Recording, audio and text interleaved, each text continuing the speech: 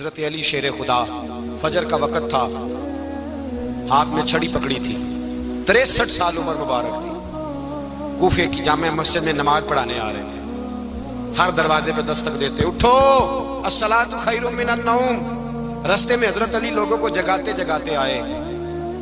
जब मस्जिद कूफा में पहुंचे तो एक बदबख्त खंजर छुपाए खड़ा था। उसने हजरत अली रदी अल्लाह ताला अन्हु को खंजर मारा। वो दोस्ताना जो 10 साल की उम्र में शुरू हुआ था। जब शेर खुदा को खंजर लगा तो पता लफ्ज क्या थे?